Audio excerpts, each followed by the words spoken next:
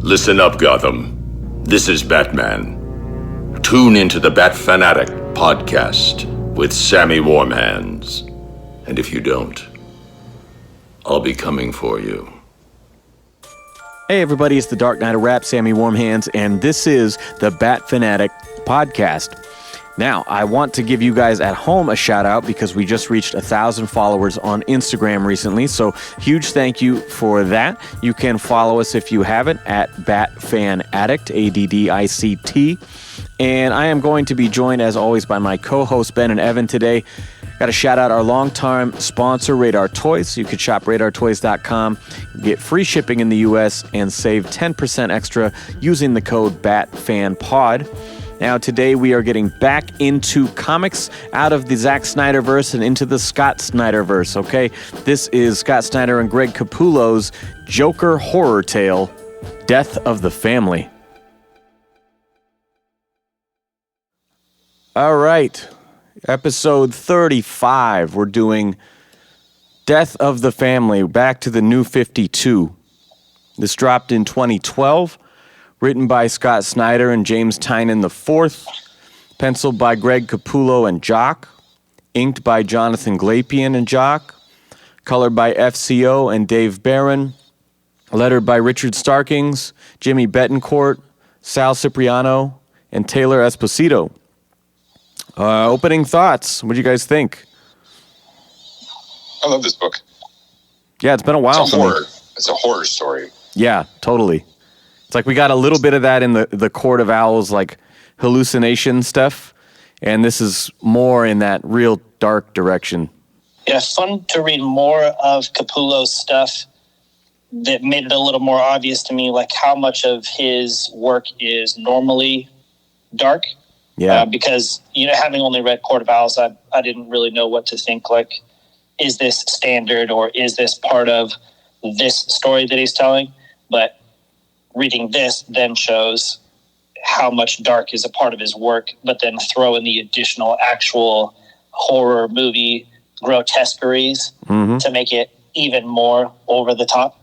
I had a really good time with it. The more that I read his stuff, his art is like, it's on my list somewhere, but he's not one of my faves in any ways. But I have a really good time reading his stuff because this will sound kind of mean. It's not meant to sound mean, but it's like the bare minimum of comics, but done better to me. And I just really enjoy myself when I'm reading his stuff. And that's a weird thing because I know that this is like a gross story, but I'm having like the same way that I would have a good time reading a Tintin book. And it just seems like an awesome, fun adventure that I'm lost in. I also feel like that when I read Capullo stuff. You're like the flies on dead skin, really just... the Tintin, snowy, Joker's rotted face. It's all the same to me. I really liked the darker palette. That made me like Greg Capullo's stuff even more. Because as much as I liked the bright color palette of Court of Owls, I kind of think what you're saying, his work looks good with these muted colors and the dark colors. Yeah. And I feel like some of his designs kind of like he refined them. Batman didn't look so like beefy or like kind of like musclehead looking. For sure. I mean, that was his entrance to Batman. And so by this point, I think it starts on issue 13. So they've been doing it a year.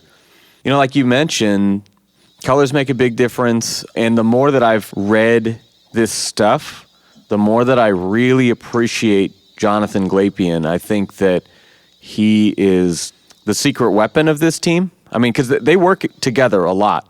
Capullo, Glapion, and FCO.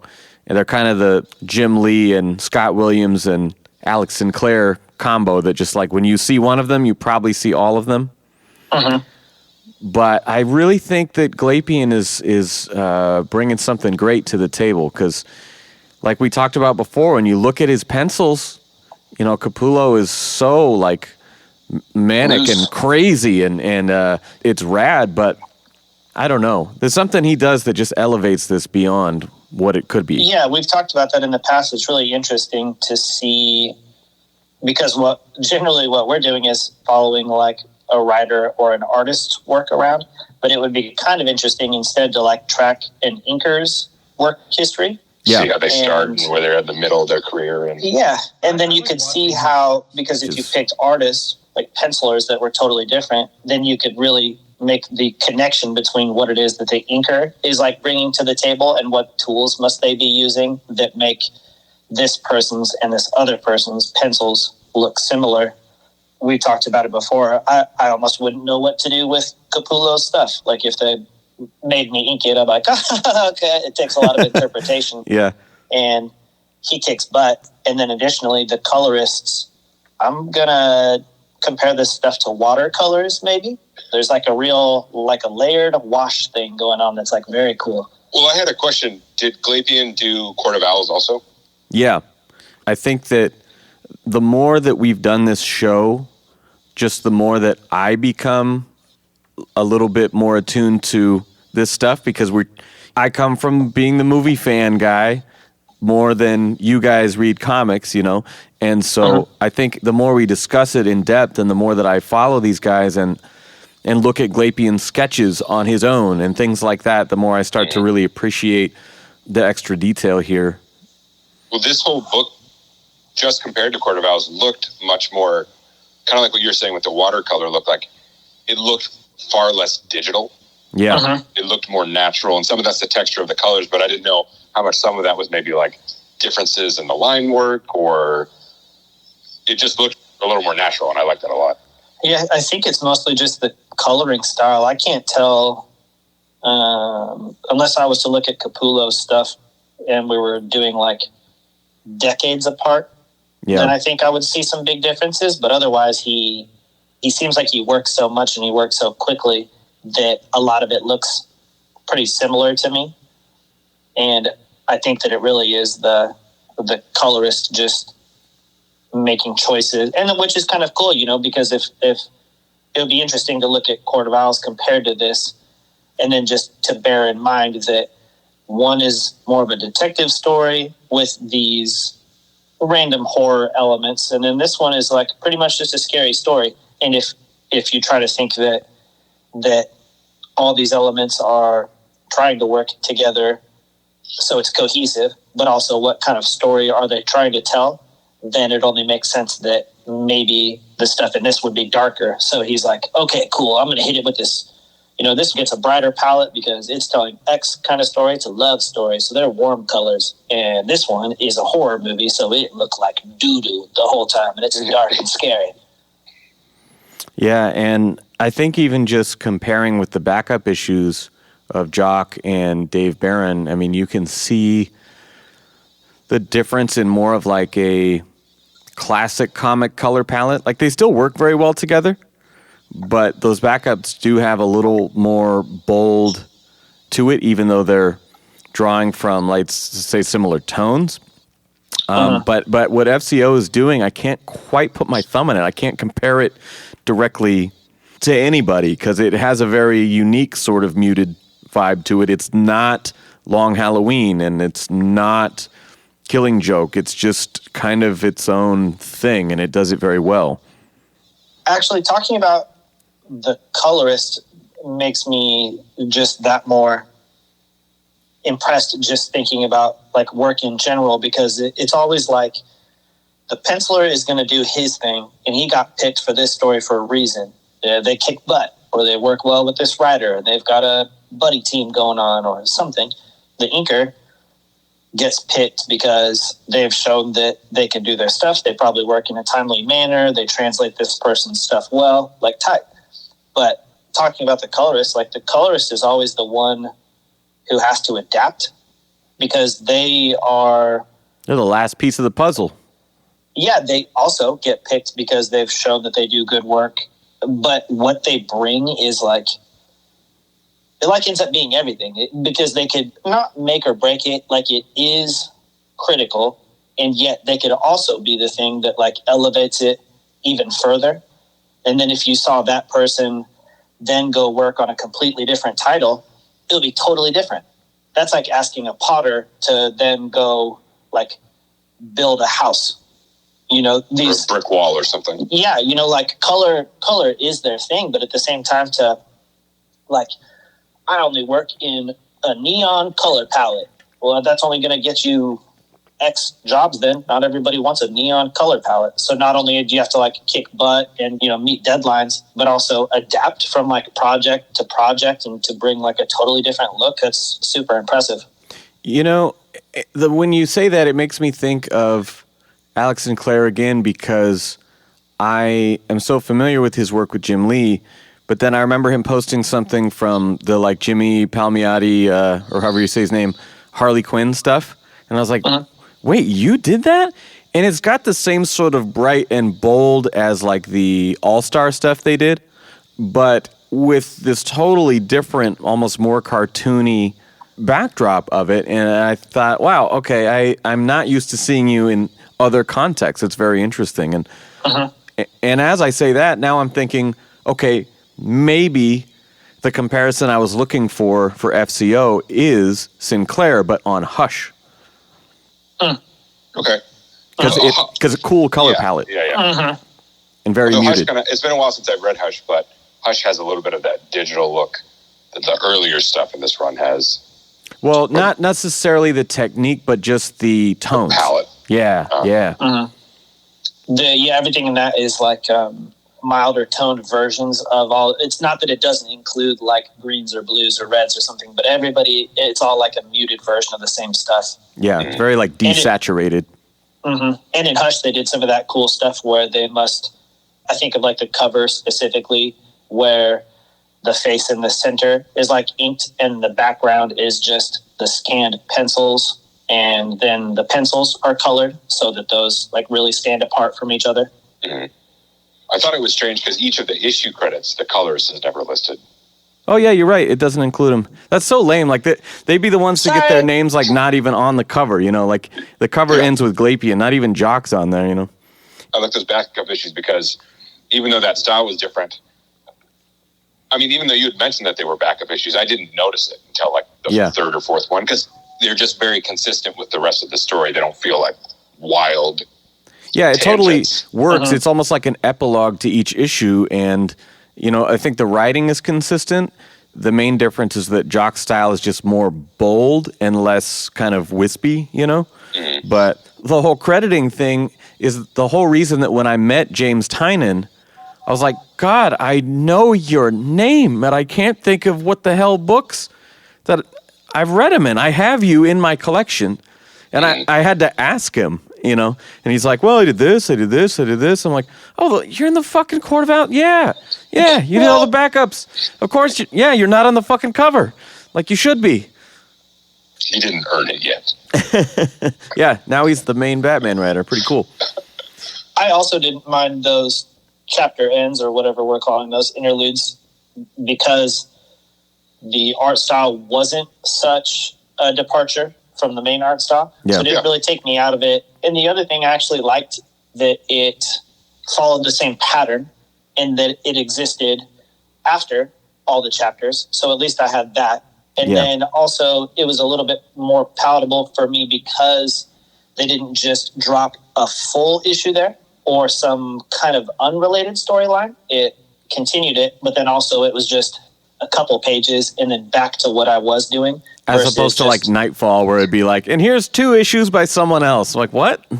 Totally. About somebody who's somewhere else in the city. Yeah. Like loosely related and also so long that I got to get into this before returning to this rather than just a little aside. And then I was okay with the pattern of revisiting it multiple times in shorter doses. I found that worked for me. Totally. Well, speaking of writers, let's get into the story here by Scott Snyder. Gordon and Bullock are discussing the 2-headed lion born at the Gotham Zoo that scared everyone. And people are talking about like bad omens and shit. Joker cuts the power at the police station and kills everyone in the bullpen by hand, no less, except Gordon. And we find that he has stolen his face from evidence. And I just have to address this because the first time I read this story, I was left, like we've mentioned before, kind of without the editor's note of like Well, I've seen... Why doesn't he have a face? Yeah, like I've seen the cover. I've seen little bits of this artwork. I'm like, this looks amazing. I can't wait to see how this happened. They sort of retroactively explain it as an aside later, but the whole like doll maker cutting his face off thing, I had to search that out on my own years ago because it's never here. It's not in a flashback. It's just sort of explained away real quickly, and that's too bad. Had either of you guys read what led up to this before reading this? I read the story in order, but I didn't read that because that's before the Snyder run, I think, isn't it? I don't remember if it's before the reboot or if it's in like a different title, like it might be under Detective. I don't know exactly. It's been a while since I read that, but yeah, I was disappointed at the time, going like, well, we just read 1 through 12, The Court of Owls. None of that shit was mentioned. I swear I went from 12 to 13 and what the hell, guys? Yeah. I could tell that it wasn't really relevant. They were spelling it out like, he's been gone for a year. He's got no face. What more do you need to know? And I was like, okay, I guess that's... that's happened to everybody. Totally I don't normal. Need to trip over the minutia. Just is what it is. No face. It's fine. Yeah, that's not a unique thing that's really needing any explanation. Just don't worry about that. We'll accept it. Joker's buddies with Gold member, find his face in the skin box, save him from himself. He's just got to get his stuff back. So here we get Joker being very Joker. He goes on live TV threatening the mayor, and he does so by puppeteering a guy who has Joker's face strapped to him, and Joker's controlling his arms and stuff, and we're getting a very clear picture of what kind of story this is going to be. Again, familiar setup, but real nasty, just foul. And this guy turns out to be the son of his first victim, who had been similarly executed on live TV. And so Batman is going, all right, he is recreating his early appearances here, and that kind of becomes the puzzle that we're trying to solve. When it serves the added purpose of introducing this version of the Joker. Yeah. This is the first time he's seen in their version of the character. Yeah. The mayor's security detail, it's kind of like in The Dark Knight. You've got Loeb there, and he have the cops all around him, and then he sips from his glass and is like, oh, fuck, right? And in this case, it's like, look, we've tested you 1,000 times. We've got every entrance covered. And then it turns out that the security detail, all these cops are the ones who become Jokerized. Evidently, there's some line about the chemical in the floor, cleaner being the activating agent, which I kind of like because it's a little bit like Jack Napier in 89. Like, hairspray alone won't do it, but hairspray with eyeshadow or, whatever combinations. So it's loose, but kind of a nod to that. I felt mini confused for a second where the guards transform and like in the bottom right of the one panel that really shows them like going to town. Yeah. The one appears to be like puking blood on the other one. Yeah. But I couldn't tell if he was puking blood. Well, actually my first inclination was like, oh, they got turned into zombies and he's like eating his guts. And also I thought that was like, that's also the rush, because they're all transforming into zombies and they're going to eat the mayor. Not like, oh, they're just all going to die and the joke's on me, kind of. But then by the time we got to the Gordon part, I was like, oh, they're just, one, the guards didn't do anything. They just got bloody and, they just got bloody and gross and they collapsed. Yeah, it's gross still. But then when Gordon is like bleeding from his thumbnails, it just makes you bleed out of your spots, I guess. Well, there's an interesting thing they do with this, because if we're to talk about 89, everyone does basically just drop dead enough about Batman into the grimace. Not. I don't want to revisit that pooper. Fuck you. But I'm saying the difference being that in this one, the Jokerized people, they do kind of become this bloodthirsty, not zombies, but like murdering each other Well, later, but these people, he just kills them all just to say, like, psych, I'm actually going to kill everybody but the guy I said. Yeah. Which would be terrifying if you were in a room and everyone around you died like that. Yeah. And you also just killed all those other cops, so your workforce has been thinned. That's kind of like, I'm not going to kill you, I'm just going to traumatize you for life, you know? Yeah. That scene You'll never get this smell out. Gross. That scene in particular gave me like the first part of the Walking Dead comic vibes with the first artist. Just like how, I mean, it does look like a zombie comic, despite the fact they're not zombies, just how grotesque of a death that is for so many people. As you leaned forward toward your camera, Ben, I could only see from below your nose and down to your chin, and I was like, you know, he would look pretty good in a Batman cowl. Yeah, I have big dick-sucking lips, as we call them. Wow. I mean, I was just watching a video of a life-size Affleck statue Infinity Studios just put out. It looks fantastic. And, you know, they're showing all the detail around the mouth or whatever. And then you lean up right up to the camera, and I was like, you know, he could pull it off, too. He can do it. Yeah. He's got a face made for a cow. He's got a good chin. Oh, that's mean. You got a face for radio, no, son. It's the opposite. It's like Sam's radio voice thing. Yeah. Take it how you want it. It's supposed to be a compliment. You have a beautiful chin face. Okay. So, Joker, who is in the classic Red Hood attire, not the Jason Todd, but the old school, the Killing Joke Red Hood, speaks of his plan to kill the Bat family because they're holding you back. That's what he says to Batman, right? They made you soft. Yeah, exactly. Like you think this is what you want, but you need to be this, you know, vicious creature of the night. He traps Batman in this vat of chemicals here at Ace, and we realize that the Red Hood underneath is actually Harley, and even she seems a little disturbed by what's going on. There's like a speaker in the helmet or something. So Joker's kind of just puppeteering again. You know, he's using her as a ventriloquist dummy. Batman's trapped in this thing while the real Joker shows up at Wayne Manor with a hammer and the two-headed lion and takes Alfred. Which is adorable, by the way. I would take that thing in a heartbeat.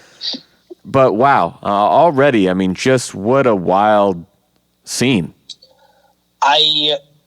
The giant hammer swinging is a very comic book thing to happen. I swear to God, that's from an animated series episode. I can almost guarantee it. Where they're like on a, you know, like in the cartoons, it's always like on a conveyor belt into an incinerator or something. Yeah. You know, but then there's like a big swap, you know, and I swear to God, that's from one of the cartoons, but I couldn't place it. Seems pretty cartoony. Pretty bad situational awareness on his part to not notice. Yeah, that's humongous hammer. Detective my butthole. That panel where he's got the mask on, he's in the tank, it's filling up, and he's firing up his little thing to make it kind of blow up in there, but it's all green and bubbly. That's a dope panel. Yeah. Yeah, I like any time really, and we got this in Scott Snyder's Black Mirror that we talked about. He had lots of escape artist moments, you know, even when he was Dick Grayson. I think that shit's really cool. So Bruce escapes, of course, and returns home to the cave to find Alfred is not there.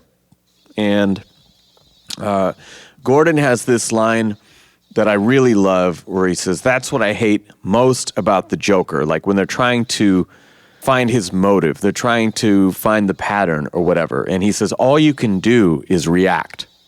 You know, he's so outside the box of a normal psychological profile. There's no making sense of it other than to run into his trap every time because you can't predict.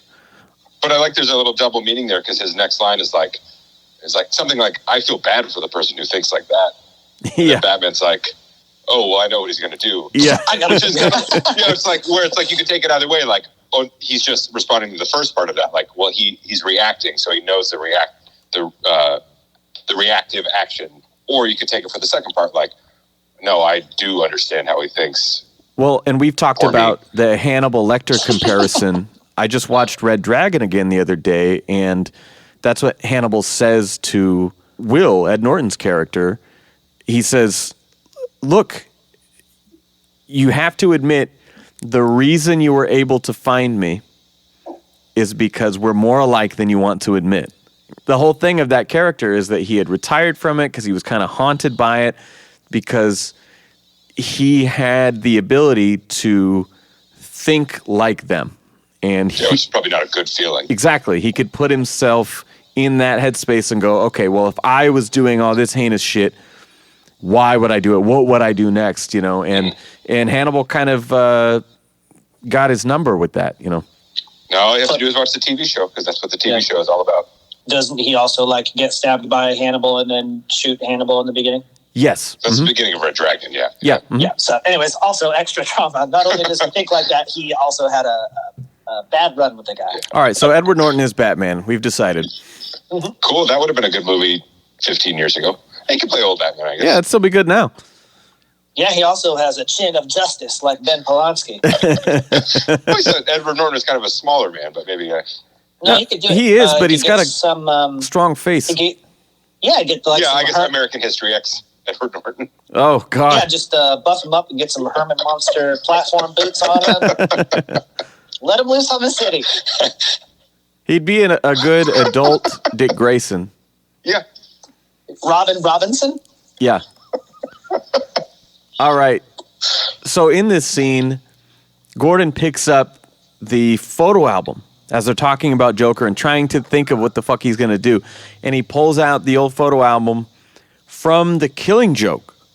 And by doing that, he gets poisoned himself. Now, when the gang starts getting together, Dick hears the word about Alfred, but is sworn to secrecy. Like, you can't tell anybody. Everyone's going to get clouded with their emotions, and, like, we can't let him pick us apart like he wants to. He basically goes full Ben Affleck here and is just getting in his face. Or like Frank Miller style, like, I will fucking kill like, you. do this or you're fired, you know. This leads us to the reservoir from Joker's first crime. And it's so good how Joker's able to take the familiar scenario, and while they can't predict what he's going to do, he can predict what they're going to do. He's blowing everything up, blows the aqueduct where Dick is standing by. He traps Batman and is saying, look, I know who all you motherfuckers are. Like, you know, he's ready to dox the whole crew, basically. There's a panel in that part where it's like spotlighting some hostages that are... It's after they're already dead. They're in the water. Is that what's going on? Like, I couldn't tell for the life of me what's going on here. I'm like, I feel like they're in the water. I feel like this is some sort of X-ray circle. Well, there's a panel before that where Joker says, like, and I know you're about to throw a batarang at me. And then you get a shot from behind Batman where the batarang is illuminated in his hand. Yep. But that's just for us. I don't think that's real. And so it's the same thing. It's like, that's all the people that he already killed just to get it out of the way in the water.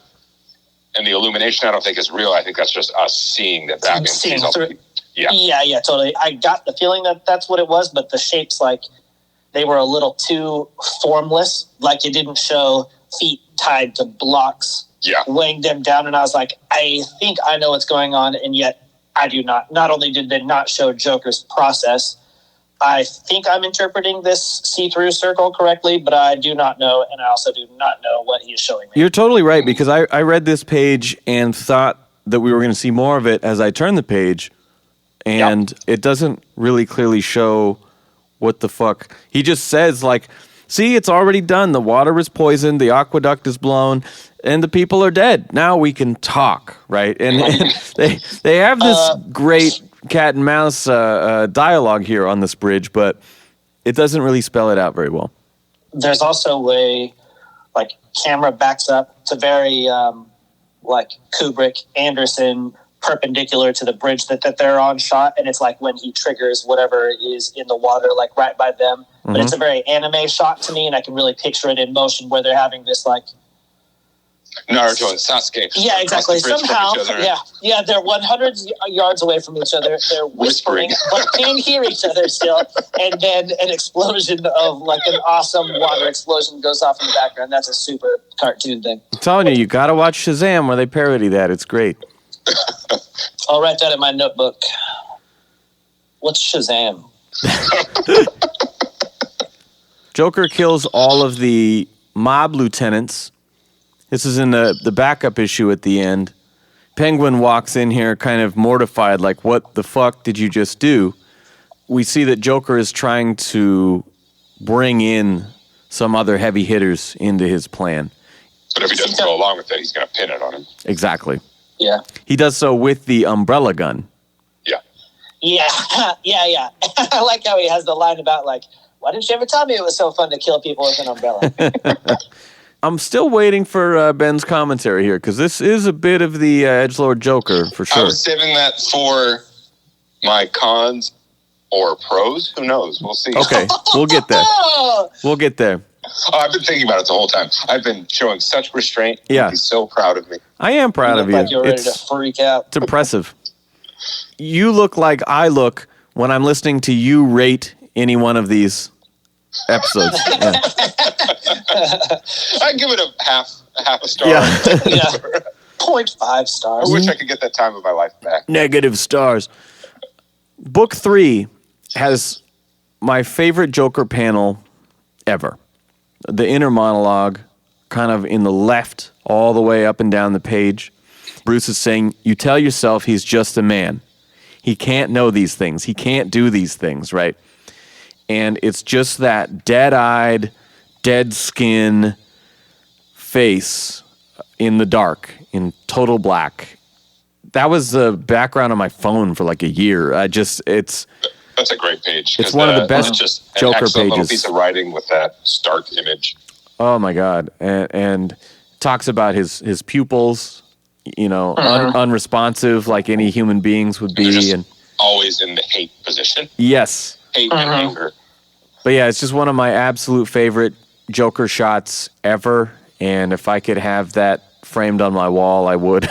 Tattooed on your chest. Yeah, exactly. So Andrew would have to look at it.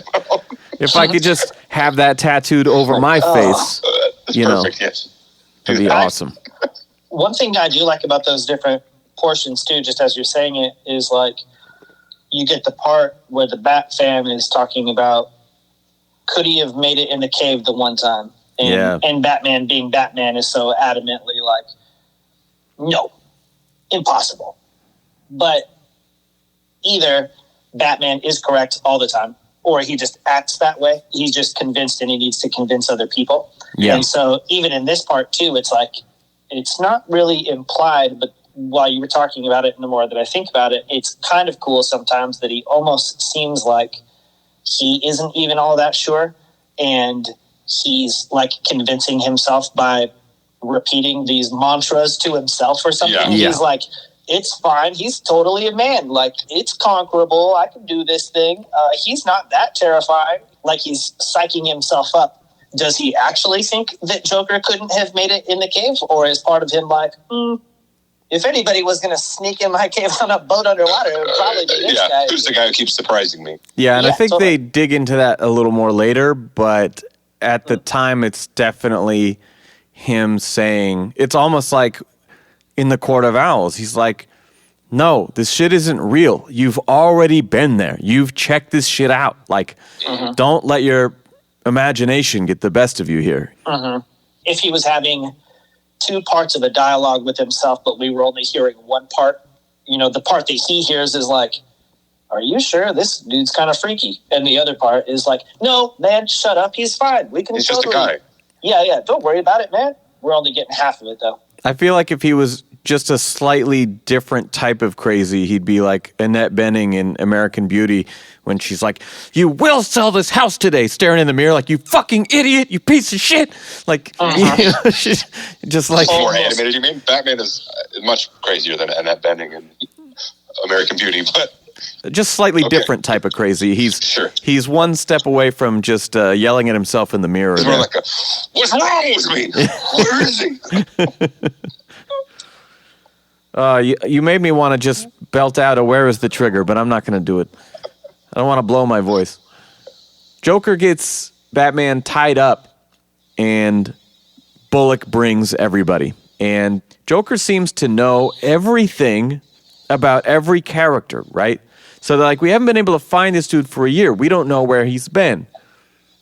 But on the flip side, he knows where everyone else has been. He talks about waiting under Gordon's bed and knowing all of his hidden cigarette spots, right? And he talks to Bullock in this scene about, why weren't you there when I was killing all of your friends? Oh, could it be that you were around the corner at the speakeasy, like falling off the wagon? And, he just, and the same way he's taunting with knowing their identities, right? In the Bat family, like, he has been away plotting and watching, and it doesn't seem like there's any way that this is just empty threats based on what he's telling you. He's telling you enough that even the most unshakable are shaken.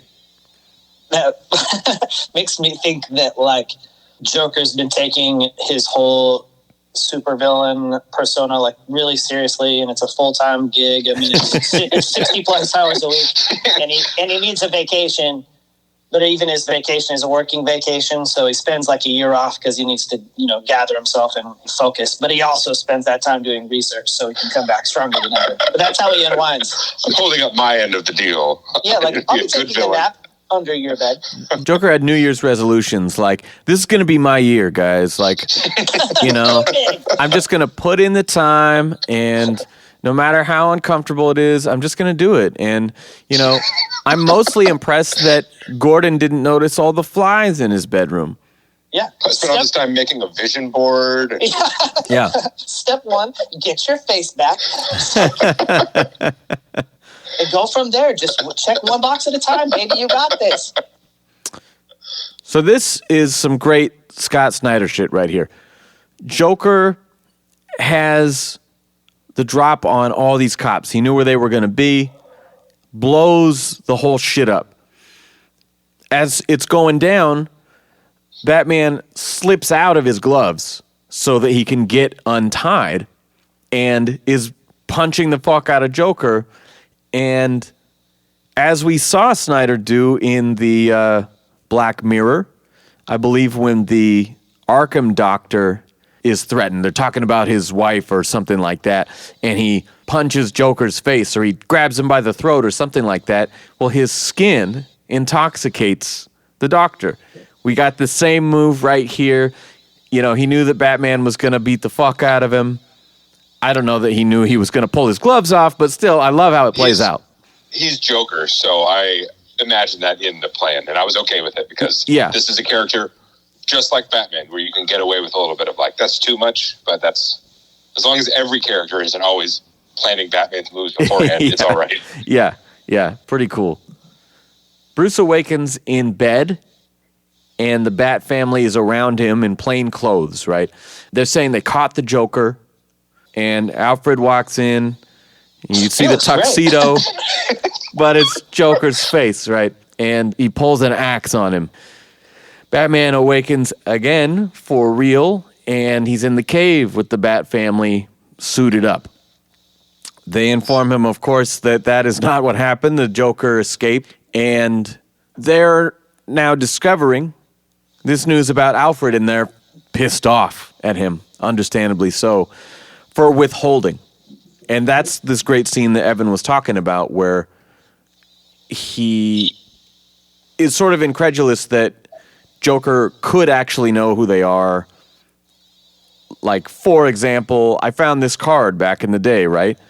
But I'm taking the boat at 60 miles per hour. Like, no one could possibly have done that. 5 miles underwater, an underwater trip. Yeah, and he's explaining. We couldn't do that. Yeah, he's like, there's just no way. It's not possible. And this ties into the beginning of the issue. Like, you tell yourself, he's just a human being.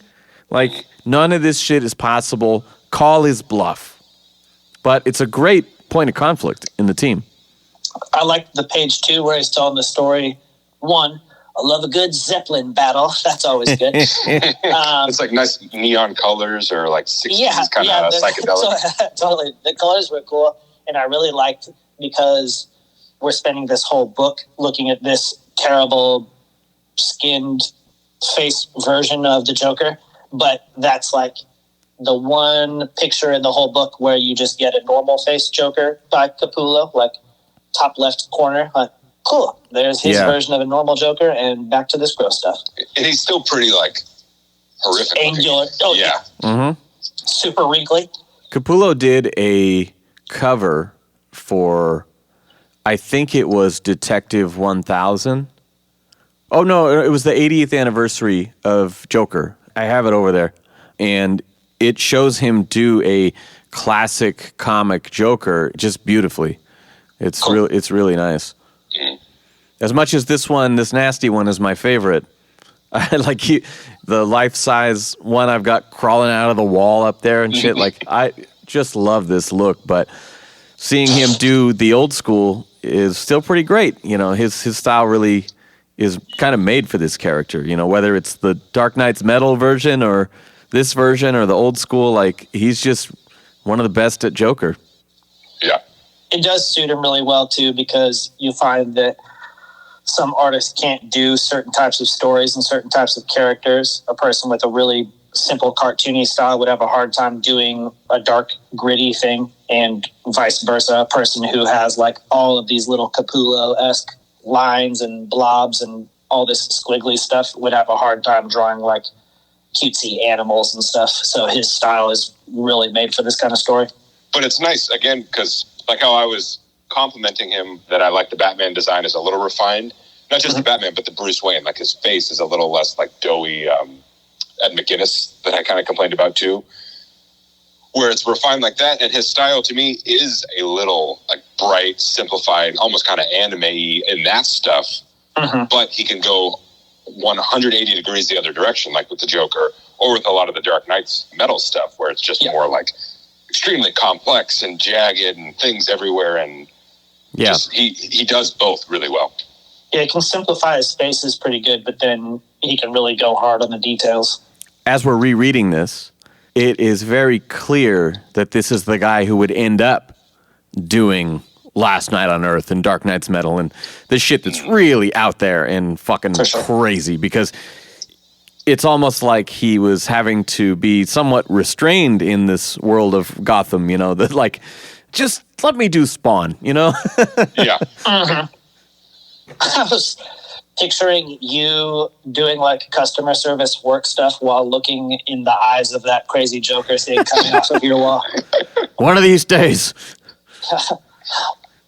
Batman does some detective work here, and he traces the Joker's call to a burner phone, uses a traffic cam to locate the shop where it was purchased and the time of the sale and all this. It's not very detective-y. The guy's an Arkham employee, and he bursts in on this dude's dinner table with his whole family as if this was year one, and he's bursting in on the mob family's dinner. This guy's a widower, so that's like him and his 4 children having dinner. Yeah, and he's only like a half criminal. Like, why did you even do that? Yeah. He's like, they threatened my kids. He's like, fuck your kids. Yeah. I'm threatening your kids. Yeah. What? Where's like the Gotham Relief Fund? Like, that dude needs a new wall. Yeah, those kids are going to need some counseling. Cold, Dad, now that the window's broken up. Suck it up, Buttercup. He's explaining that Joker has threatened all of the guards' families, right? That he's done the same thing where he knows all this information and he's using it as leverage to build some kind of castle, as they described it, in Arkham. They don't know what he's doing, but they've given him free reign.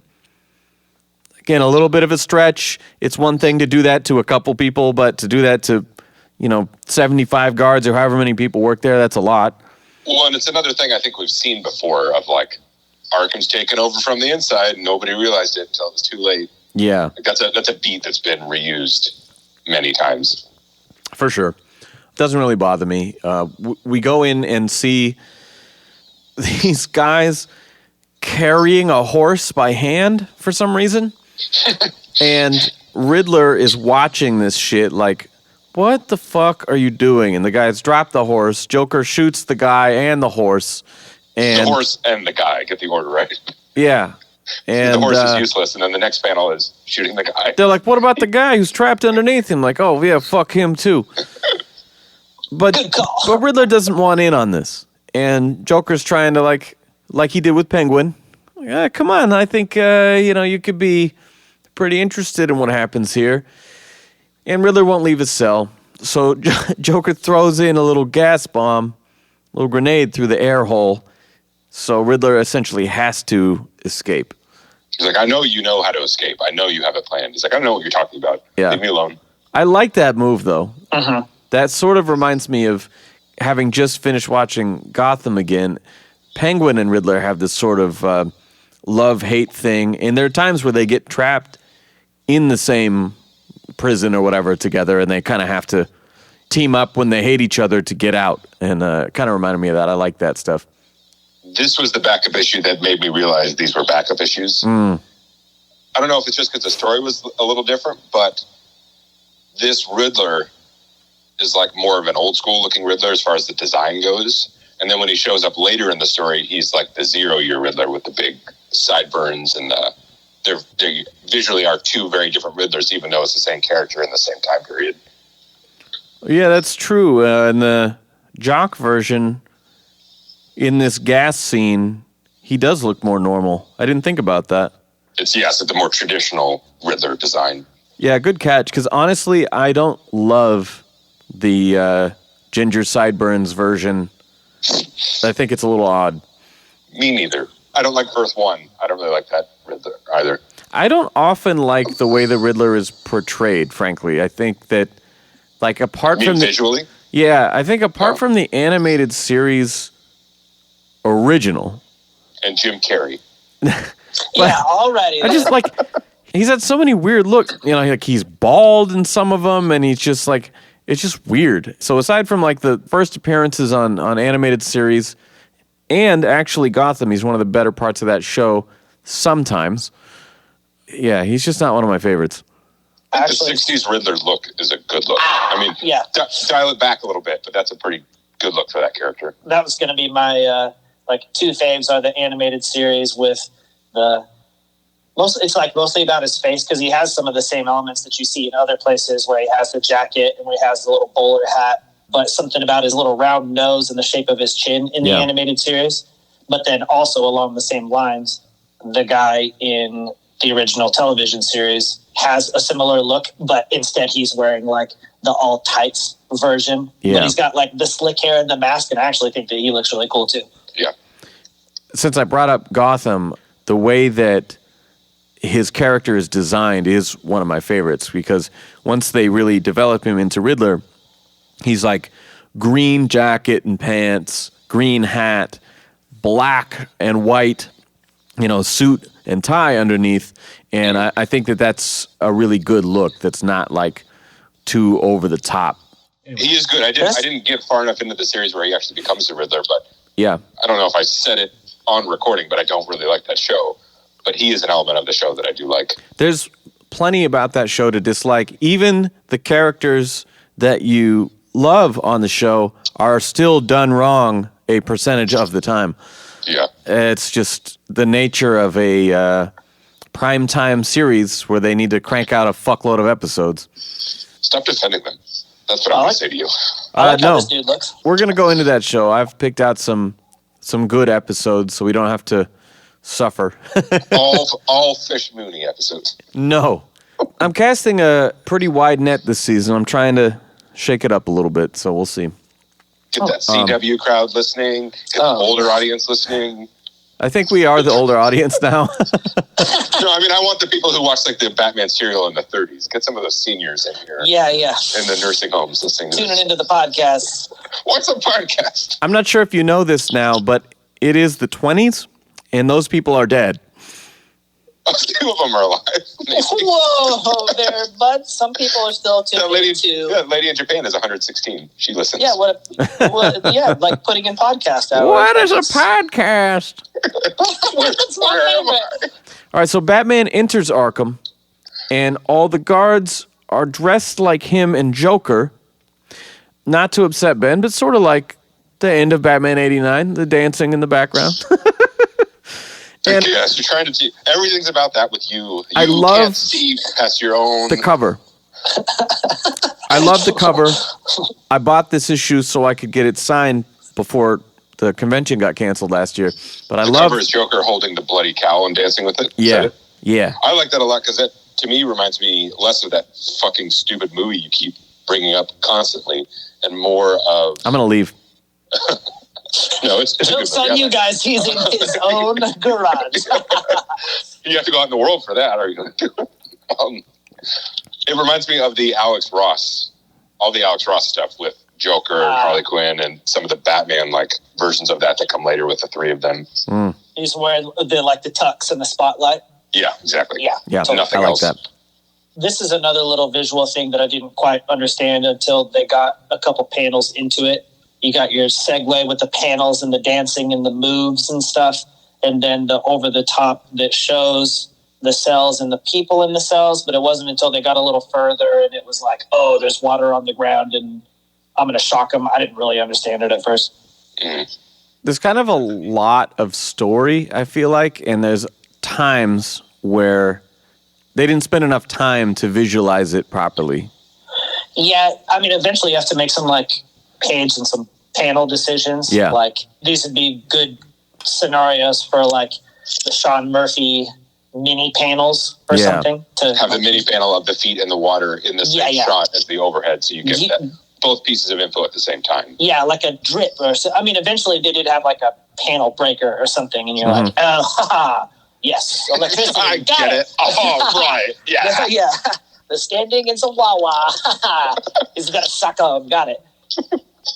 I like that Batman kills the power here with the little EMP, thinking okay, I got the upper hand, but it's a little bit like Die Hard, where they know the playbook is that FBI's here, they're going to cut the power. That's going to let us in past the security. Cool, And so Batman's sneaking around. He's startled by a flaming horse. But in that same moment, he cuts the power. Joker turns it back on. But in that moment, he's thrown little balls that suck up all the water so they don't get electrocuted. Oh, yeah, that was pretty dope. And that's where Joker's like, oh, nice. You're closer to form now. You're getting your speed back. Well, there's also the element that he's beat Joker to the punch a little bit. He's sooner than expected. But still, a lot of this is very well planned out, because the moment he is in the dark and starts moving around thinking okay, I'm going to find where he's based in this place, then he's surrounded by all the inmates in riot gear ready to throw down. Yeah, I love that whole scene because it's just a great Batman fighting a bunch of people scene where he kind of loses the upper hand a little bit, but then he grapnels up to the ceiling. And I love that moment because he grapnels away to just dive right back in and double-handed lariat 4 guys at the same time. And you're a crazy guy. That's a nice little Batman Begins moment. I love whenever he's getting mobbed and he shoots the grappling hook and pulls some of them up in the air and they fall off as he's rising out of it. That's the debris falls up. Yeah, that's always a great look. Now we're getting into more of the real horror version of Joker. He catches up to him, and there is this disgusting human centipede tapestry of sewn together bodies, and I don't know if it's tattoos or what, but he's created this art retelling of all of their past encounters, right? And then classic one where the guy had a bucket of fish. I remember that. Yeah. Well, no, the laughing fish. Yeah, it just looked like regular fish. But then mean regular fish. If you spent all that time and crafted this, that's like a quilt to the nth degree, and then Batman just doesn't appreciate it at all, that would Doesn't even comment on it. Yeah, that would hurt me. That's how it feels every time I put out a new album. Yeah. Man, I mean, he talks about how much, they love each other, and there's things that Joker has a weird version of wanting the best for Batman. He just happens to want the really bad side of Batman, but it's just lost, that sucks. Ben mentioned Hannibal earlier, and Amber had watched it a little while ago, and I caught some episodes, but there's this one where this character is taking bodies and he's sewing them together in this silo, and that's what that made me think of, was just this mishmash of human bodies all all knit together. And what's interesting here is you kind of, at least I did, assume that they're dead until you realize that they aren't. And it's I'm like a Family Guy episode today. I'm just giving movie cutaways after movie cutaways, but it's kind of like Seven when they find the body under the sheet or whatever, and it's the most disgusting, emaciated, zombie-looking person, and then it's alive. Oh, Jesus Christ. The suffering. There's some mention of Dollmaker helping create that. You get it, Sam. You watch movies. That's just... All I know is movie references. Why don't you play some video games? How I think. But it's cool here that he kind of mentions Dollmaker in terms of he helped me make this thing, and that ties into the whole face removal. But again, unless you've read those other things that are not part of this Batman series, you don't know who the fuck that is. It's that Japanese kid from Batman vs. Yeah, Dollmaker, Toy Man. Who likes Power Girls Rack. Yeah. Yeah, he loves boobies and body blankets. So I am to derive from that him and Toymaker are friends and they're on good terms. Dollmaker. What? Toy Man, Dollmaker. Dollmaker. There you go. The classic, the most important guy in the Rogues Gallery. Who I've never heard of before. Can you envision what he looks like? No. So they're friends, and he took Joker's face because Joker wanted him to, not because he cut Joker's face off of him because he's a face-cutting bad guy. Yeah. Okay. It's weird, and they don't explain it, but I'm always a big proponent of a thing should be able to stand on its own, whether it refers to other things. And I never in this was I want to go back and read that. I don't care. It's fine. I get his face is cut off and now he put it back on. That's enough for me. It's like they had the payoff idea and they didn't know how to set it up. And they're like, just do it. Yeah, whatever.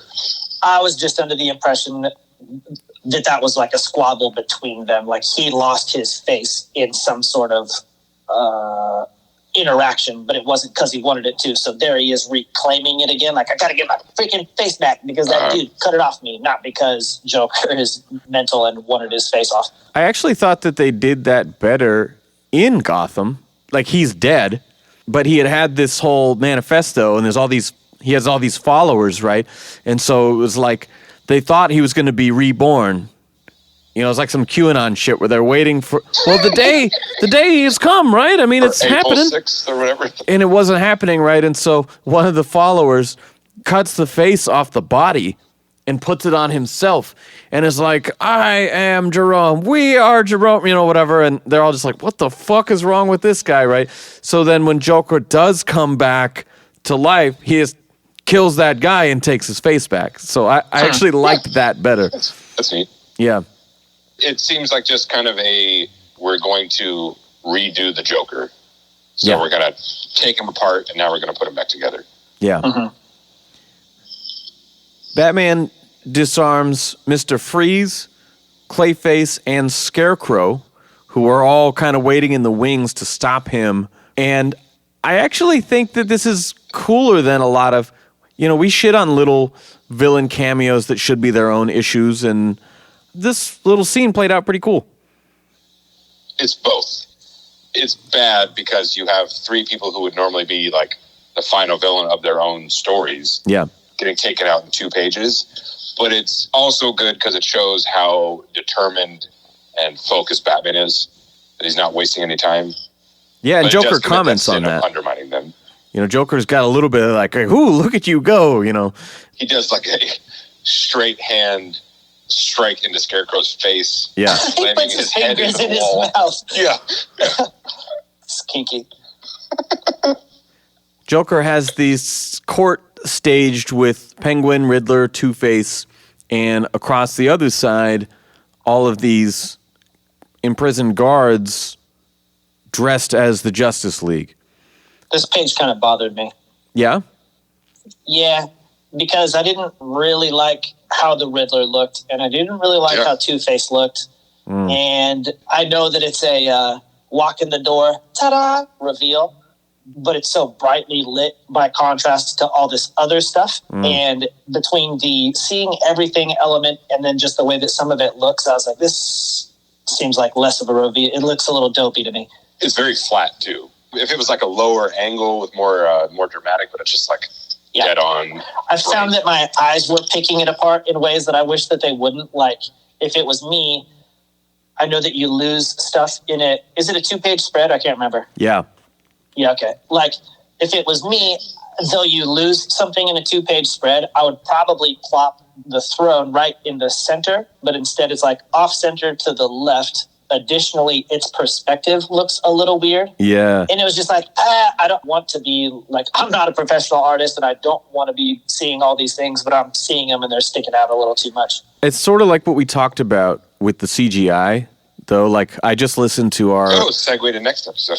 No, I just listened to our Justice League Joss Whedon review, and, we were talking about, like, you're taking CG and, like, lighting it up too much, and that's when it looks wrong. And so we take this really dark, cavernous scene in a dark, cavernous story, and we give it this other treatment, and it does stand out on its own.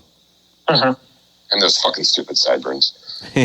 Yeah, sideburns. Yeah, and then, like, the hostages look... They're meant to look kind of dopey, but they just look extra stupid. So Batman comes in the room, forces his way through that door, and we see a couple of the guards getting killed as they have the Excalibur gag that shocks them. A cage comes down instantly, and it's like, up, can't touch us now, right? We're safe. And then a screen turns on, and he's watching all of the Bat family get tortured or essentially killed, it looks like. Here's where we're kind of seeing how sadistic this is getting. Mm-hmm. Joker says that he will never know what happened to them. If he goes after him, unless he gets on his throne, which is an electric chair. The only thing I don't like here is that there's no deliberation, there's no trying to outsmart him, he just does it. And it kind of proves Joker right in that, well, this really is your Achilles heel, isn't it? Yeah, but I'm okay with that because it's true. I was thinking about that because when we finally catch up to them and they're all together, that's all set in motion by the Joker. Yeah. And so if Joker wanted, he could have, apparently he captured all of them. He could have just tortured and killed all of them. Yeah. If Batman, you're right, he did win in that moment. Yeah. I mean, we all know this to be the character, but Joker's really banking on, like, the opposite of a negotiates with terrorists scenario. Yeah. Like, if it was somebody else, he'd be like, well, it's like you're my focus, and so he can always bank on Batman's, that's not what he wants, but that this will be his soft spot. He's always going to save lives over getting the bad guy. Yeah, he's that type of superhero despite all of this other aggro, physical, ass-kicking stuff that he does. He still negotiates with terrorists. A cool thing here is that, remember, most of these villains have been coerced into going along with this. And you kind of have, like Penguin and all these dudes relegated to saying, like, yeah, hail. It seems so Can we go now? weird. But Two-Face has had enough of this shit. And as Joker's trying to drag away this electric chair, Dent's like, yo, fuck you. I got a gun. Let's shoot him in the face. He's like Scott Evil from Austin Powers. He's like, I got a gun. I'll just shoot him in the head right now. Let's do it. Joker puts the cage down on them. And no, you're not included. This is just for me. But also, I've outsmarted you. Hey, Harv, who gave you that gun? Oh, yeah, that's right. It was me. How do you know that that gun works? How do you know that that gun isn't going to backfire on you? You know, shoot you in the face. And so, or electrocute you. Or yeah, I'm pretty satisfied with that. I like how that played out. So was Harvey really there just to put a wig on? Yes. Okay, got it. Cool. I don't think that that's how a gun works. Like, your gun might break, but your bullet won't shoot backwards. No, it's a special Joker gun that does. Okay, totally got it. All right, just easily dismissed this one. I like that we don't generally know that the answer, but so often in some of these things that we read, all Joker really does is sow these seeds of doubt in people. Yeah. Because the gun totally might work, but he just puts things into question that make people be like, oh, shit, I don't know. This guy's like, he's so crazy, I have no idea. Like, he could be, this is Russian roulette, and he would rather make a game out of it in which he could be shot. He's leaving it up to you, but also let me paint this picture that would make you kind of doubt what you're going to do. It's great because really he has the track record of doing all this shit and outsmarting everyone and plotting in all this detail and being sadistic enough that all he has to do is throw out the question like, well, it is me. What do you expect? What? Do what you want. What were you going to say, Ben? Well, I just really like the dressing down he gives Harvey, because he really makes that character seem stupid. And Laurie's like, well, all it took was like getting splashed in the face with acid, and then you just like became a fucking asshole. Oh, yeah. Like it, with all your rules and your laws and all being a good guy, like that's all it took. And you just gave up. He did kind of ream him in that part. Which is funny because it's his one bad day philosophy, but it's also him going, you know, this is what you wanted all along. You were ready to come unglued. Yeah. You need an excuse. You're a loser, Harvey. You're not a cool villain like me. Yeah. Sweet wig, dork. How should I make you wear it? I can't believe you wore it. You idiot. Actually, that is there's a animated series episode called Trial where... We talked about it because they do it in Long Halloween, too. Yeah, but I think Joker wears the powdered wig in that one. Yeah, I think it is Joker. Yeah, I like it in that better because it's like more clearly defined paper towel rolls, and I like that. Add to the list of things that I don't like about this part is Joker's stupid, huge gesture hat. I do not like that. Okay. Enough of this All right, guys. scene. Moving on. Yes, moving on. Batman wakes up seated at the head of a dinner table with all the Bat family bound and gagged. And more specifically, their faces bandaged kind of like Hush, right? And there's like blood. Yeah, blood seeping stains. through. His electric chair, we're told, is rigged in a way that has flints.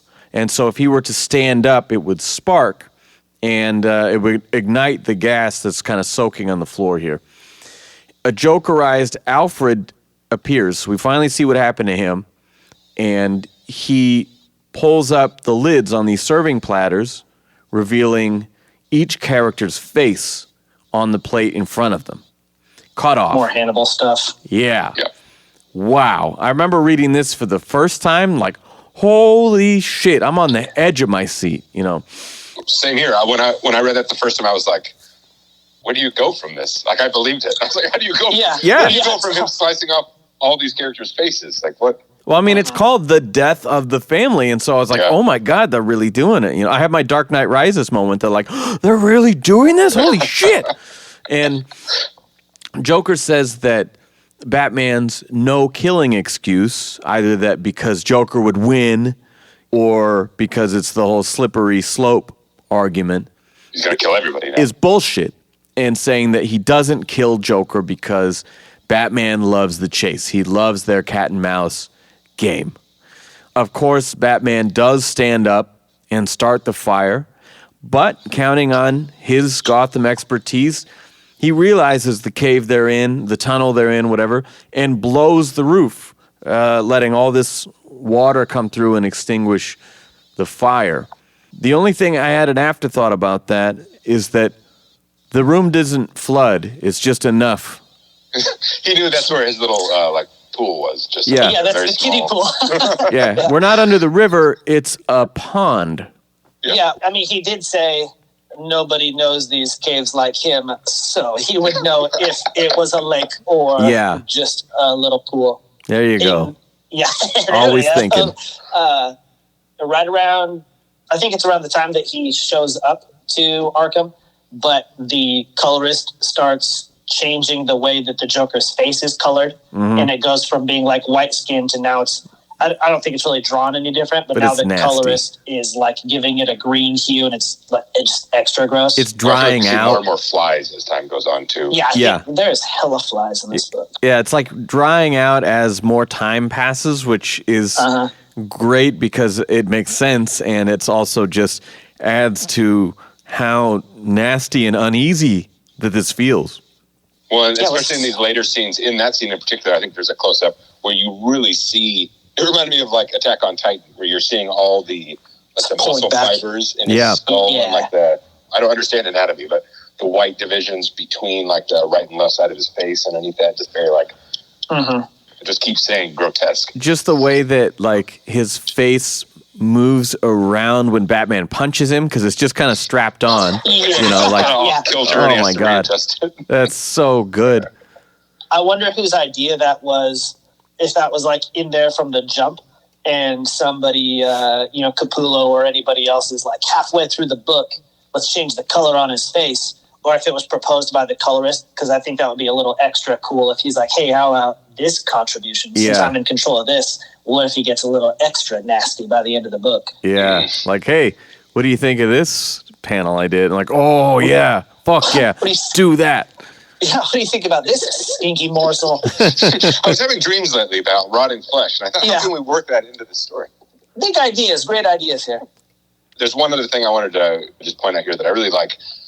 After Batman busts the ceiling and the water comes down, there's just a nice moment of him. You haven't said it yet, but when they reveal, when they pull the bandages off. Yeah, where he's holding Damian and just kind of like, that's a nice, because they're so, both of them, such cold people. Yeah. That to have a little moment that like shows something more than that is nice. Yeah, there was actually like a scared son moment where he takes off the bandages of his kid and he looks back at him like, how bad is it? Oh my God, like my face is numb. I can't feel. Yeah. Like how bad is it? And he's like, you're fine. They're both like, wait, what the fuck? And this is when you get the sort of comic booky, I know we killed that guy, but now he's back, sort of like, you can't have this shit stick because it's in continuity. Yeah, but that was a great way around it. I mean, that's so much better than like, actually, I've landed on a pile of potatoes and that broke the fall. And like it works. It is unique. Yeah. And it fits the character too, because he's more, especially with Batman, his main goal is just fucking with him. It's not it's not always killing Jason Todd. Sometimes it's just mentally torturing him.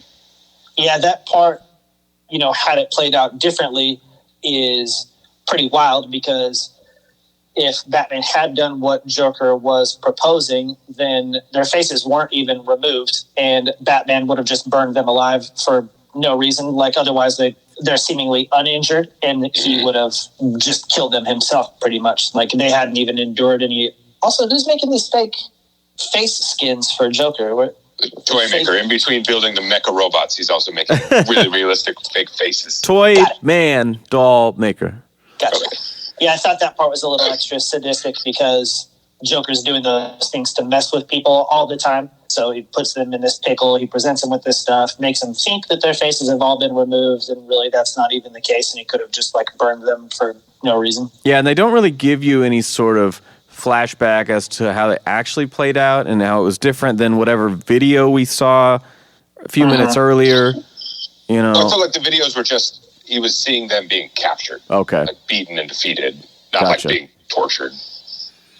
So Batman pursues Joker, and we go into this sort of Dark Knight Returns tunnel-style finale, while the family in the other room is getting Joker gassed. That poor little double-headed Tiger Cup. He put a Your Joker- kitty, that explodes. shit made me sad. Yeah, that was too bad. Joker is using this against him like, oh, well, aren't you going to go save the innocents? Aren't you going to go save them? And he's like, those motherfuckers can take care of themselves. I'm going to kick your fucking face in, Yeah. Says that he has faith in his team and taunts the Joker, reversing the role, saying, I know who you really are. This is about the point in the caves where you let go, isn't it? Because you don't want to know the truth, even though you claim to have all the answers here. Like, You're the one who loves the game. you are the ones who are the ball lickers. He's giving him a taste of his own medicine, and I really That was like from a that. movie, right? And Joker is so, like, triggered by this that he slips out of his grip and goes down the waterfall, and his game is over. He lost. Knowing that this sort of goes into Three Jokers was weird. I thought of 'cause it was that just too. Like, just this last week, I figured out. This last year you were gone. That's when I figured out who you are and where you're from and all that. And then in Three Jokers, it's like, no, I knew the week after I met him. What Always. like, Well, yeah, but again, that is not continuity. This is. okay. I wish that this wasn't, so they could just do like you want to do a horror movie version? Yeah, kill all the Bat family, see what that does to Batman. Then does he kill the Joker?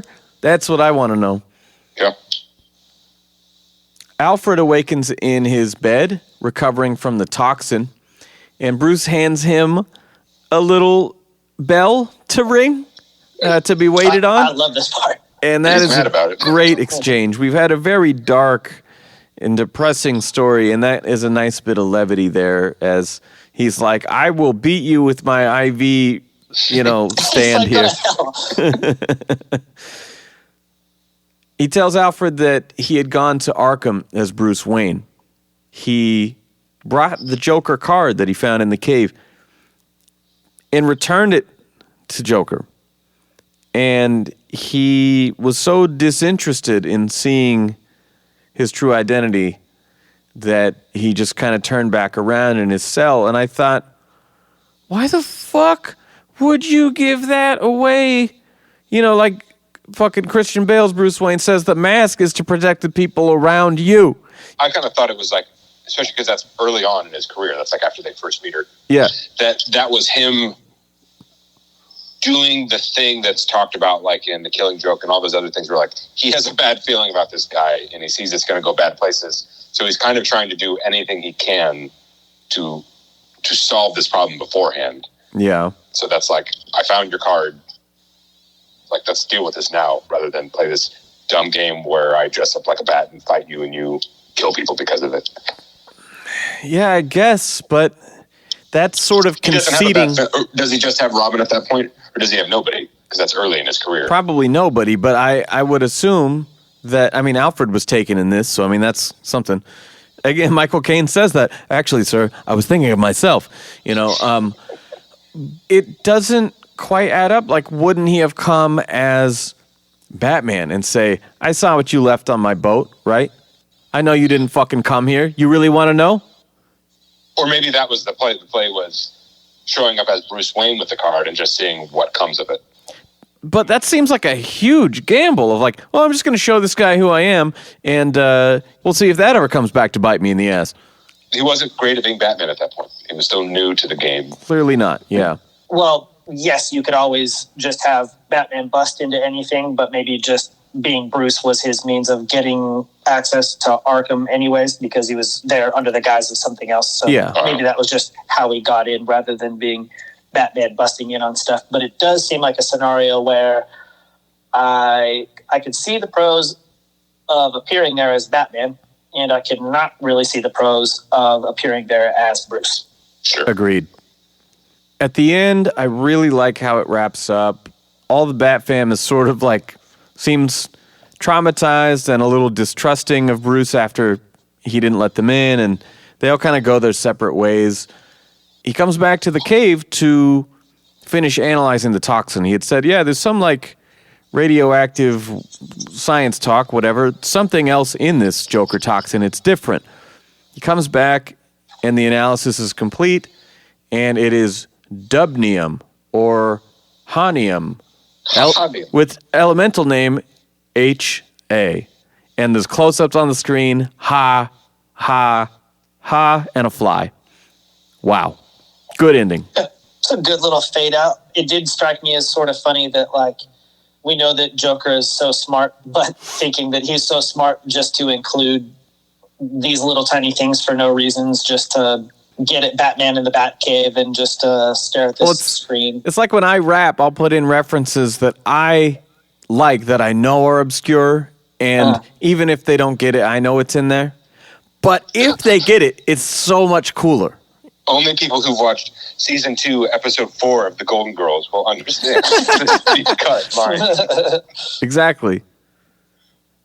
All right, what do we got for Easter eggs? Anything? My notes are actually only Easter eggs. You guys may not know this one. But oh, what the fuck? Wait, I'm just, if you did, I would be surprised. That's all, because... Oh, it's worse. Okay. You stupid idiots. Yeah, I would just be surprised if you dumbasses know what I'm talking about. Thank you. Just put it in honest terms. Yeah. So it also may tie into, maybe it's some like medieval thing, and it's something that they would do to like intimidate enemies or something in the past. But when the horse runs down the hallway on fire, I thought of a comic book. It's manga, and it's called Barefoot Gen. And it is written and illustrated by a person who survived the bombing in Hiroshima. Wow. And it tells the story of, like, book 1 starts with the bombing, and then there's subsequent books that talk about the experience after the fact.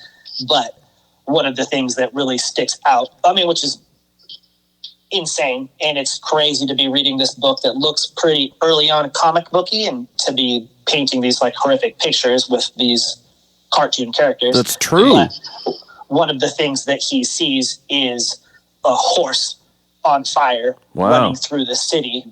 It's very striking in this, and it's very striking in that. And I don't know that it's a reference, but that's what it made me think of. I like how when we mentioned the little baby tiger blowing up, nobody liked that, and yet no one mentioned how horrific it was to see the horse running on fire. I just didn't mention it because I was going to mention it here. So okay. Well, but it's also because the horse, the only other time we saw a horse was a comedic scene of 4 guys carrying it sideways through a hallway. But that little tiger cub, like, but he also shoots the horse in that scene. So, I mean, but there was no scenes like with the tiger cub of, and it's not a baby, that's part of it too, but where they're holding the lion cub and like he's petting him. He's a pet up until that moment of, oh, there's a bomb in his head and we're going to blow him up. Like, it's just different. Ben Polanski is not a vegan, everyone. Just he's drawing the lines. Showing your true colors here. Hey, he wasn't a pet. Fuck him. But that's our audience reaction is based on how we've been presented him. That doesn't focus that closely. Yeah, it's cool. I'll send it to you guys. It's just, I found the panel from that comic. If there was a scene of them going like brushing the horse's hair, being like, "Oh, Trigger, you're such a good guy." And then they did that. Maybe that's a character I really feel for. I only didn't mention it because I was going to mention it now. That's why I glanced past it before. Jock section with Two-Face.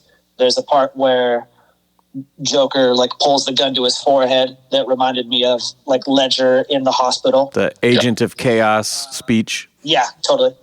In the scene where you've got the Bat fam all tied up together, and Joker's got little panels. They're like, I'm going to get at you, and you, and you. And then he gets to Jason Todd, and it's like, and you again. In parentheses. It's not really an Easter egg, but they all get gassed, and they're all Jokerized in the end.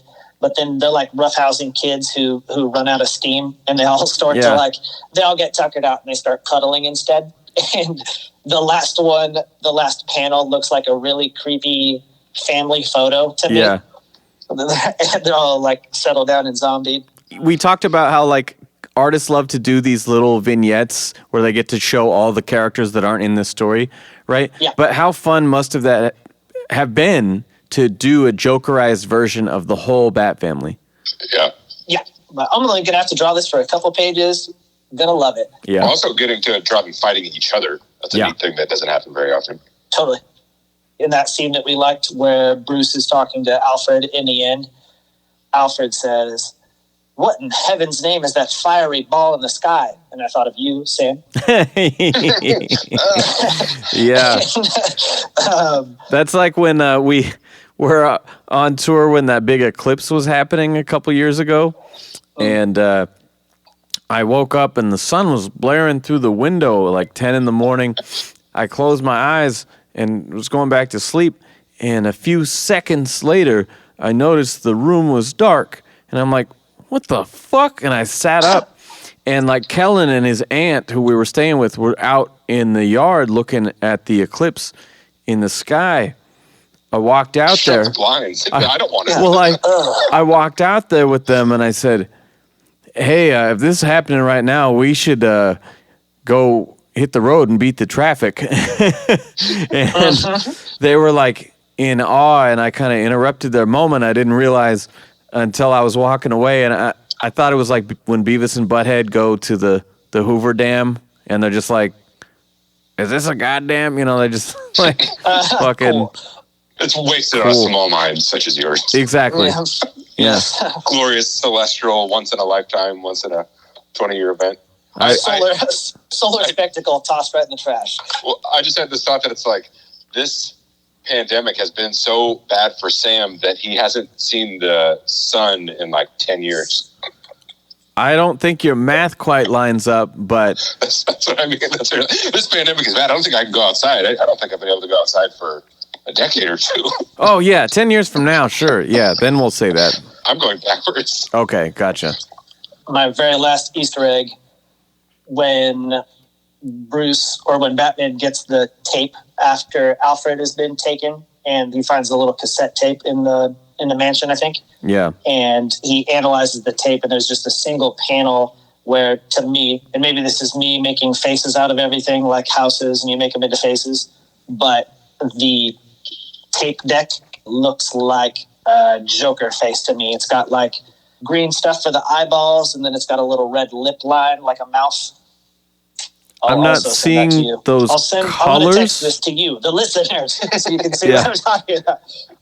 Oh, you know what? Yeah, it's not on the first shot of the tape deck, but it is sort of in the other ones. Once he turns it on. Yeah, you're right. Yeah, it says ha ha ha, and it's got it's got green bars for the hair. Yeah, the meters, circle eyeballs in a mouth. Yeah, the meters on the top are the green hair, and then it's got red around the tape input there. Yeah, good call. Yes. Approval. Fuck yeah. All right, I got a couple here. Joker mentions knocking on your door in a Hawaiian shirt, or a bat flying into the room like year one, and dead as a baby bird smashed with a crowbar. And then later, when Batman is beating the shit out of the Joker, he actually hits him with a crowbar at one point. So just a couple little things. Ben, did you have any? No, I knew you guys would do it, so I didn't really pay attention to that. There's one nobody mentioned, that his the workman uniform that he's wearing the whole story, the name is Joe. Mm-hmm. And it's like Joe Chill or... Joker. Oh. Wow. Pros? This Joker rides the line of what in the old days we might call an Edgelord Joker, where he's pretty fucking hardcore, man, and he's doing some crazy, extreme, violent, gory stuff. Yeah. But because the whole book is a horror story. Yeah. And because his dialogue is still kind of silly and goofy, and it just rides that line, and it lands on the side of I'm okay with it. And it's not Frank Miller, boy with the dragon tattoo Joker. It's just, it works, and I like it. And then overall, just the consistency of the story, because I like Court of Owls, but it's a little all over the place with like the best chunk is him losing his mind in the maze, and then everything with his secret brother after that, and even the stuff before that. It's a lot of different feelings in different modes, where like this the entire time is one escalating, frightening story, and it balances that really well. I think that's interesting because you've commented on how you're not a Joker guy, and I am, but I actually far prefer the Court of Owls. I've already said this is like some of my favorite Joker visually, but But yeah, I do think that there's a better story in the court.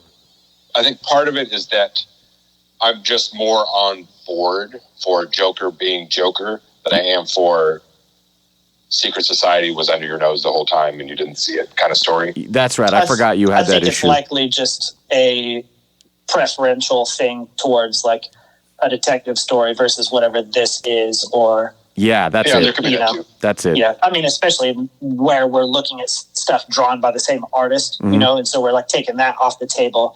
I think it has more to do with Sam would rather read a detective story set in a little more close to home and a little more mystery.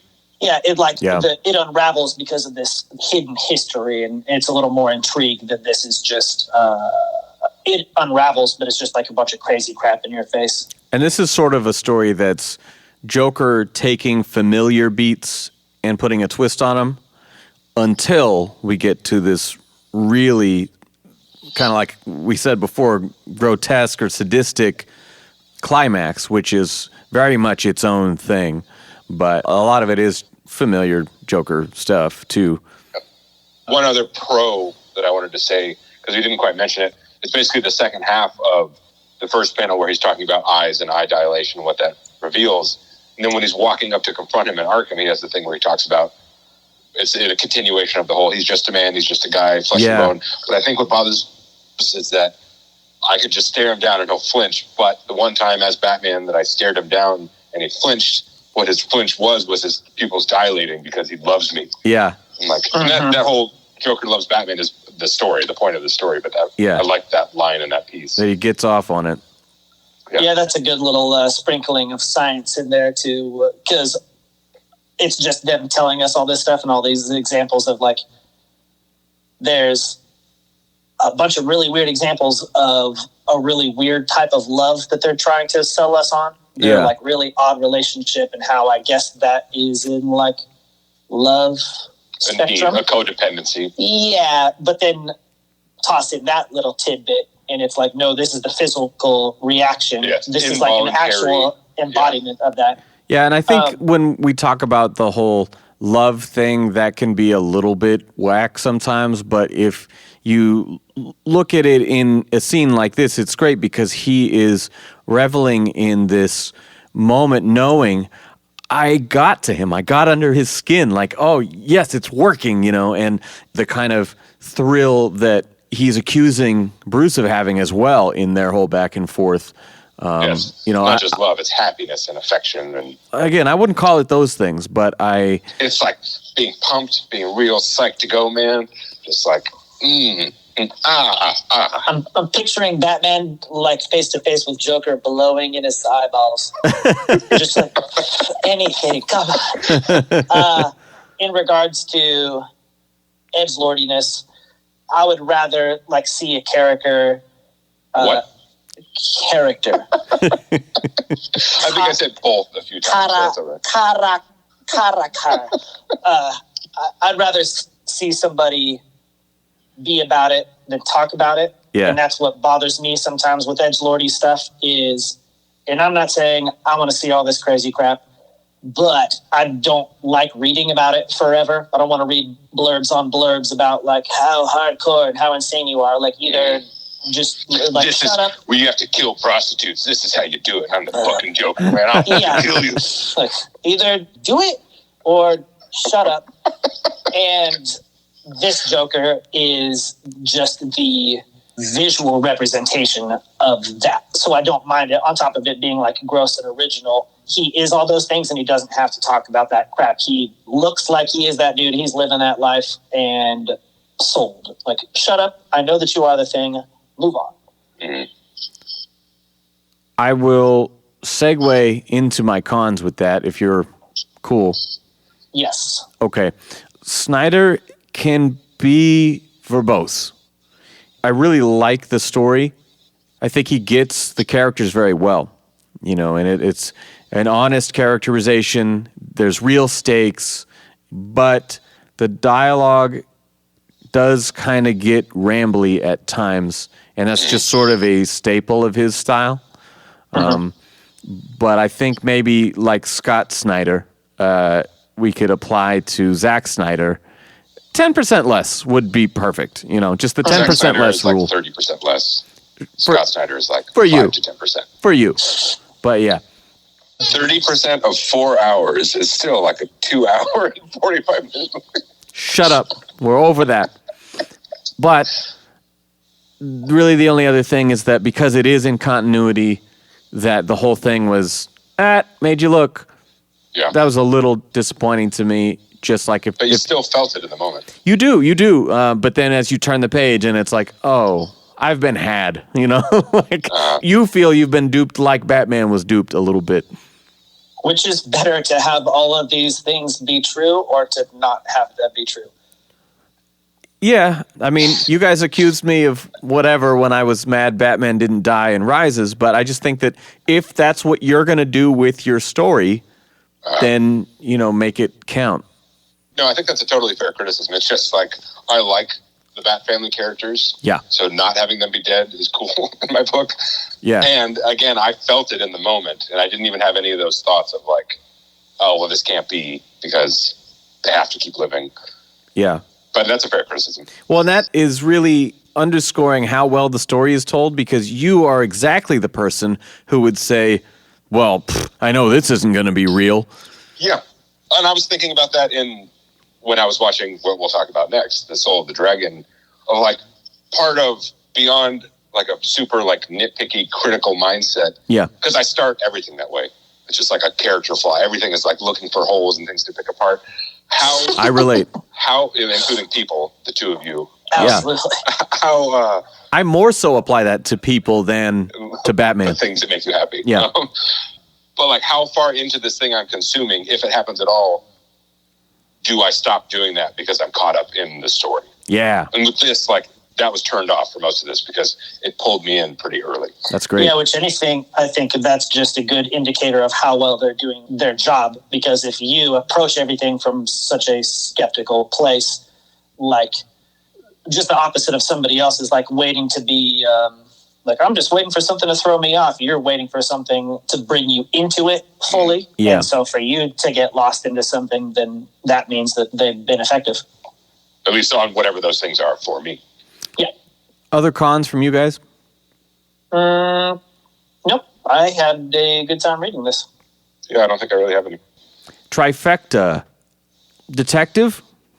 All the chemical analysis he does throughout the story of like finding traces of these things, or this is what the compound does, or all that. There's a lot of that, him analyzing things using science. Yeah, like these chemicals are made at Ace Chemicals. Oh shit, he's doing the Red Hood thing. We got to go there. And yeah, I had the same note. Ninja?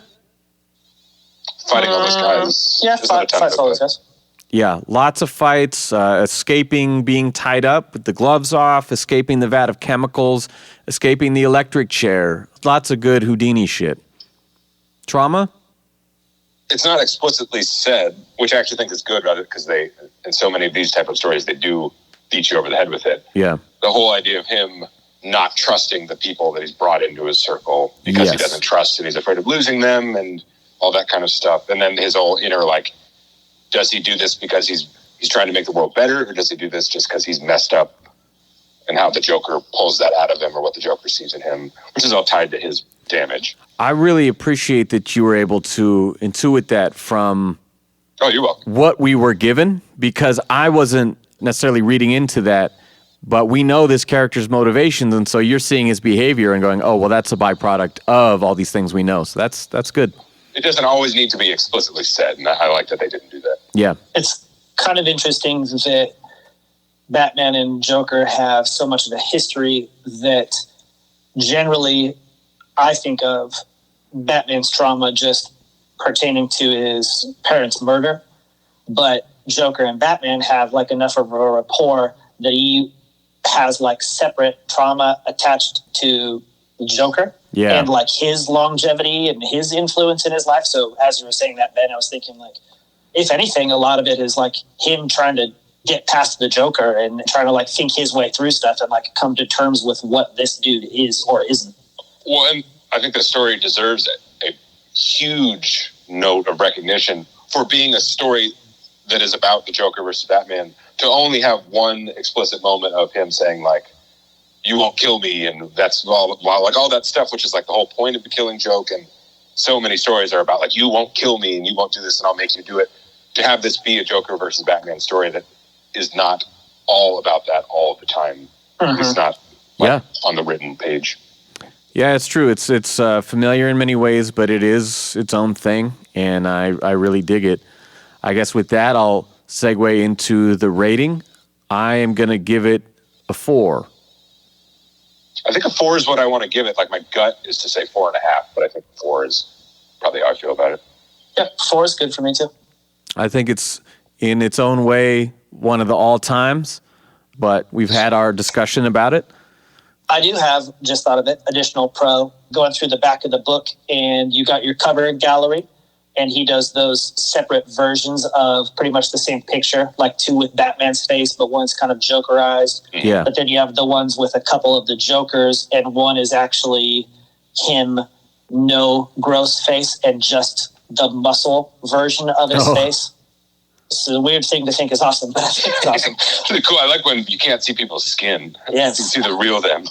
Man, talking about this makes me, and I know that the internet is good for this because a lot of times I have no idea what to call stuff, and so Seeing somebody's dead been in the bodies, same is that what you're about to say? No, but we're talking about how the parts of like the face between the musculature, because like a tendon is the part of you that allows the movement, but it's not like there's probably tendons in your forehead. So what's the white separation between the muscle when it isn't allowing for movement? I want to know what that's called. Skull? I don't know. Well, like you see it, and that's why I say the Attack on Titan thing, because some of the, in this anime called Attack on Titan, some of the characters don't have any skin. They're like big monsters that look like people. But you see that in human, like, musculature, where in the face, there's a white strip that runs down from the forehead down, and then in between all the horizontal muscles of the face, there's also small white lines. But yeah, I don't know what that stuff does. Yeah, it's a separation, but it doesn't aid in the movement of anything, I don't think. If either of you guys start ripping off people's faces to look inside, we can discuss that on a later episode. Yeah, I definitely haven't started doing. But how is that going to teach me the name anyways? I'm just going to be cutting people's faces with no answers. This is Robin. Thanks for checking out the Bat Fanatic podcast with Sammy Warm Hands. All right, that is our show. Thank you guys so much for listening. If you are new to the show, take a dive back through our catalog. We started season 1 with Tim Burton, and we've done everything under the sun. There's just so much Batman to talk about, so much more on the way. We are back to our every other Friday schedule, Thursdays at midnight, of course, if you're on the West Coast. And we're going to switch back to animation on the next episode. As fun as it is to do something like this that we all enjoy and agree on, it's even more fun to talk about something that we have different opinions on, okay? So we're going to go back to Bruce Wayne's martial arts origins. There's an animated film called Batman: Soul of the Dragon. Stay tuned.